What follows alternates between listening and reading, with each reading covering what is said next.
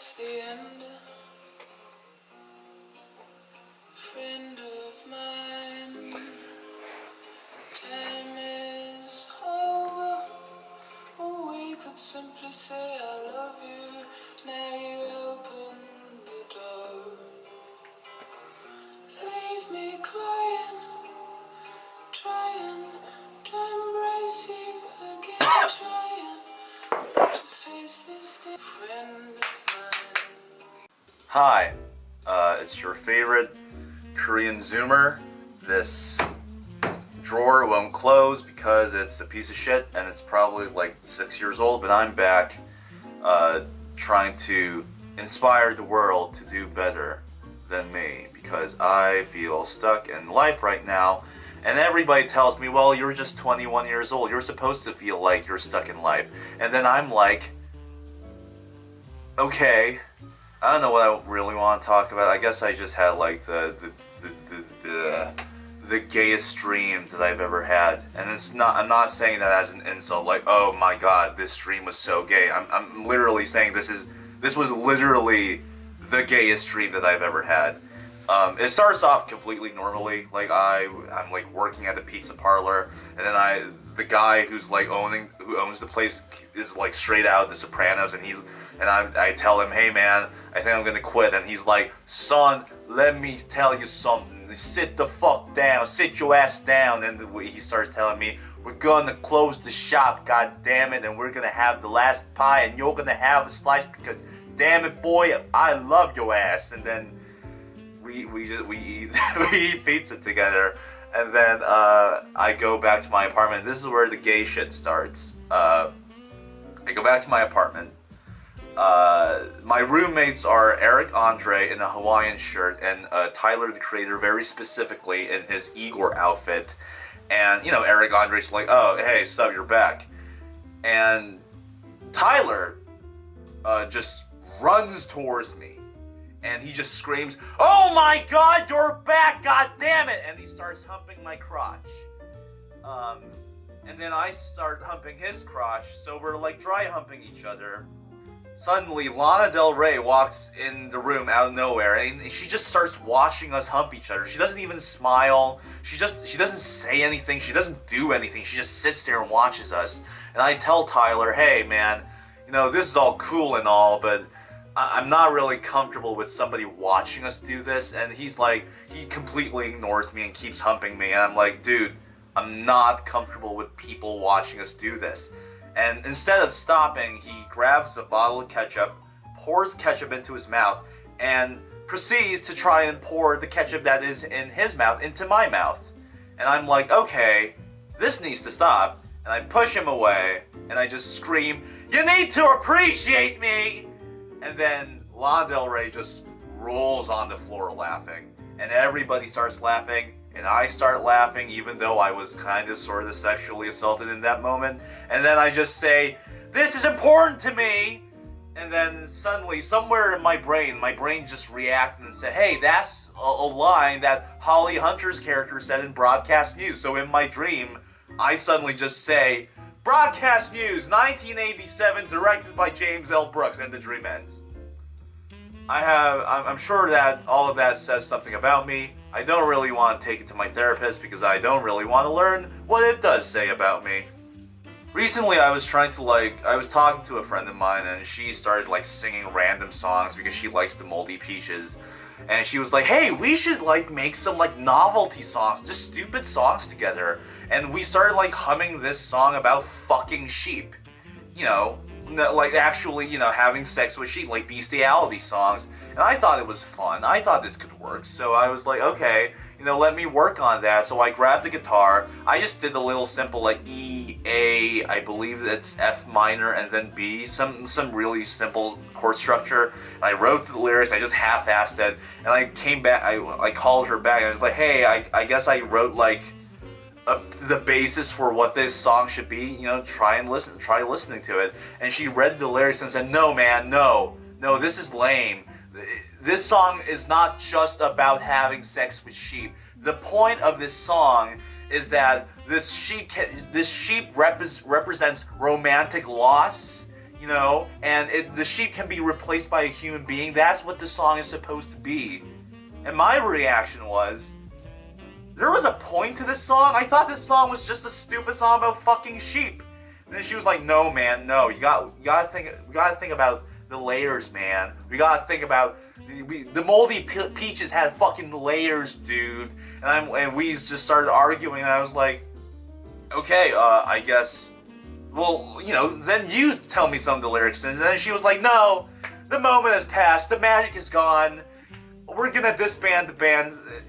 I know we just like started this project in like 18 hours before this argument happened, but we're just gonna stop it right now. And that's when I realized that this is exactly why bands, you know, stop being bands together, because one person says, this song is just a fun, stupid song, and the other person says, no, goddammit, then what's the point of being a band, man? You know, we gotta be deep, bro. We gotta think about this shit. We gotta make people think. There's layers, man. And that's when they're like, fuck you, and they disband. And that's why the Talking Heads won't talk to each other, because Tina Weymouth probably was like, hey, let's just make like a fun song that's inspired by the genres that are big as of right now. And David Byrne was like, no, it's gotta represent a quirky anecdote about the human condition. And that's why they're not together anymore. I know this. I'm smart. I know what I'm talking about. You know, it's already hard to work with people that you're not really friends with, but then you have this argument with your friend, and you're just like, God damn it, can I ever collaborate with anybody on anything? It doesn't help that, like, a few months ago, like 5 months ago, like 8 months ago, so earlier this year, I was diagnosed with Asperger's, and that was both a relief of a revelation to me and also a terrifying one, because a part of me was like, oh, so there's a reason why I have like social anxiety or whatever. But then another part of me was like, are they saying that I can't fix this shit? Is this just the way my brain is gonna be till the day I die? And the problem is that having this is knowing that you have Asperger's. The first problem that happens is that you start thinking way too much about how the world thinks about you. And then you realize the world doesn't give a shit about you, but then another part of your, another side in your head, another part of your mind is like, but what if they do? And you get paranoid, and suddenly all these conspiracy theories are real. I feel like this is especially going to be a problem when I like start dating people, because I have no idea how to like. I feel like either when it comes to dating or being in a group or whatever, like when it comes to actually interacting with people on a certain level, I feel like the first thing I want to say is I'm autistic. I just want to blurt it out. Hey, just so you know, I'm autistic. The same way some people say, hey, just so you know, I'm a Democrat, I'm a conservative, I'm a liberal, I'm a vegan. You know, my version would be like, I'm autistic, just so you know. Cool. Glad that we got that shit out of the way. You know, by saying that, you can start differentiating people. You know, some people will be like, oh, okay, sure, and they'll slowly walk away. But some people will be like, okay, cool, fine, I'm totally cool with that, and they'll like kind of help you out or some shit. It's either gonna be one of the two, and I would rather, you know, have that than just lie about being confident in social situations and be like, hey, I do not feel uncomfortable around new people, or something like that. The thing about the closest friends that I have is that most of them like tell me if I'm like being a little weird or being a little like off-putting. Sometimes they'll tell me that my expression's not really changing, and I'll be like, oh, I thought I was smiling. And they'll be like, no, you weren't. You just had like this blank stare of an expression on your face. And I'll be like, okay, I'm sorry. I didn't want to like ruin the mood. I thought I was smiling. I guess I wasn't. And they'll be like, no, it's cool, man. We get it. And you know, we just move on. So it's nice to have people like that. And I feel like by just saying that I'm autistic, I feel like people would be like, okay, I guess this is when we should like come in and tell him that, he might, this is what you're doing here is kind of awkward, you know, maybe just fix it. If you can't, you know, just try. Or something like that. I don't know if that's even the right answer. I have no idea. The thing about these things is that you should like just go out into the world and just try it and fail and see what actually works. But I have like maybe 3 or 4 close friends, and one of them lives like thousands of miles away. So I don't fucking know, dude. I'm gonna eat this little piece of lemon because I hate myself.